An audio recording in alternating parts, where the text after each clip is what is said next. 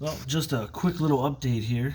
That is the intake lifter that we're looking at right there in the center of the screen for the cylinder, and it decided to have a pin come out on the roller side, which we can't really see too well, I don't think. If I can get the light down in there where we might be able to see it.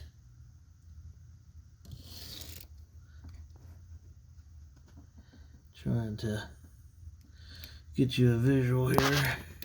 You can just kind of see it peeking out right there. Just right there. Just barely see it peeking right there. But anyway, if you know what you're looking at, that is the roller for that lifter right there. It's stuck in there, so I'm sure the block is screwed. There's the cylinder head. Piston took a slight little bit of nicking. A little bit right there. A little right here on this piston. Get this light in here so we can see what we got here. A little bit of right here, you can just barely see it. Took a nick out of that, so we'll check the valve.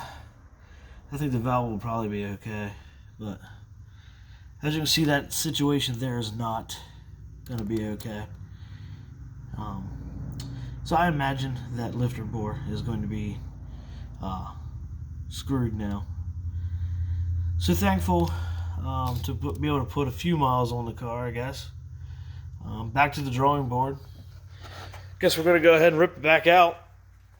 Don't really know what else to do. Gonna have to pull that cam back out of there, knock that lifter down through, inspect that bore, see if we can get it cleaned up. And if not, I guess we're back out hunting for another goddamn block. A little frustrating. Just had the car back together and didn't get much go time on the old girl, but we'll see. Get it back together. I'll probably put it up for sale. I'm not going to keep messing with these little piddly-ass problems. So, we'll get it back together. We'll get it running good. Throw a for sale sign on it. Get $15 or $20 for it and call it a day. Be done with this turd. So, don't want to stay together. We'll pass it on to somebody else. We'll see you guys. Stay tuned. I'm going to mess with it a little bit tomorrow. See what I can't do with it. But I'll probably end up ripping the front bumper off. Radiator out of it.